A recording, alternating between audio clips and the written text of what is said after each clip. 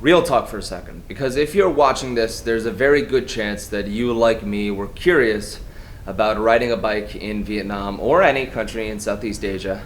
And if you're considering moving here, then you're probably doing research on, hey, is it a good idea? I'm not going to tell you whether or not it's a good idea. I will say that for all intents and purposes, if you're in a major city that doesn't have strong public transportation, it's a functional requirement. Yes, you can take Ubers and Grab bikes, but it takes so much longer, it costs so much money.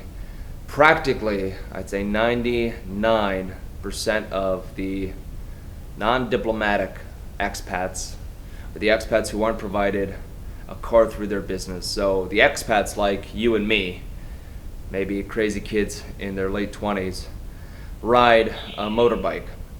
When I got here, I bought this for about $300. I put maximum $70 extra in it. That includes getting the luggage rack fixed in Ninh Binh. That includes getting the clutch rebuilt. That includes probably all the oil changes that I've done. It's paid off. It's definitely saved me money over renting.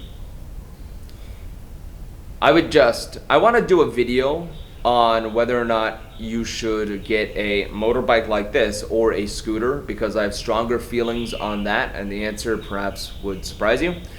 But if you're thinking about riding in Vietnam, know that it is a very dangerous occupation. And I say this because there are two expats who just got in a major accident. One was killed. The other seems to have lost part of her face. I won't say that it's through any fault of their own, because I don't know the exact details, but even if they did everything correct, traffic here is very dangerous. And you're taking your life in your hands, and you're very far away from home, where it's going to be easy for you to get the type of care that you need, if you need it. If back home you do not have a valid license to drive a motorbike, you don't have your motorbike license, then you're not going to have your motorbike license in Vietnam.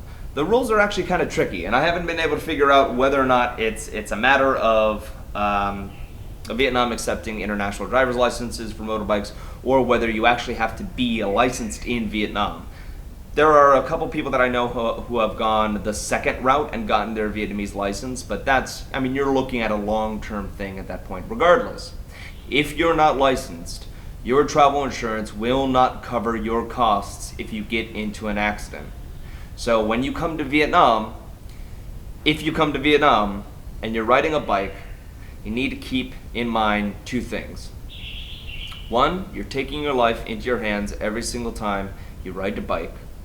B, the bike that you ride is going to be more or less kept a few inches from breaking down. And that's not a criticism of Vietnamese mechanics. It's just kind of how things run here. Path of least resistance in terms of fixes. You fix the major stuff, and then all the little things that can be fixed with quick fixes are fixed with quick fixes. It's good enough, and it gets everybody back on the road and running. And that does lead to a state where things are constantly breaking down, but it's also very easy to get service. That being said, I'm comfortable calling this little Honda Win a death trap. And I would say the same thing about any of the bikes that my roommates ride, and any of the bikes that, scooters, motorbikes that are rented. So keep that in mind if you are curious.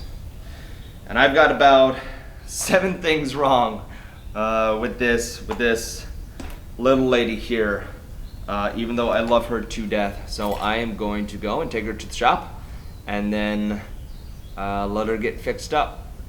Let's take a look at that.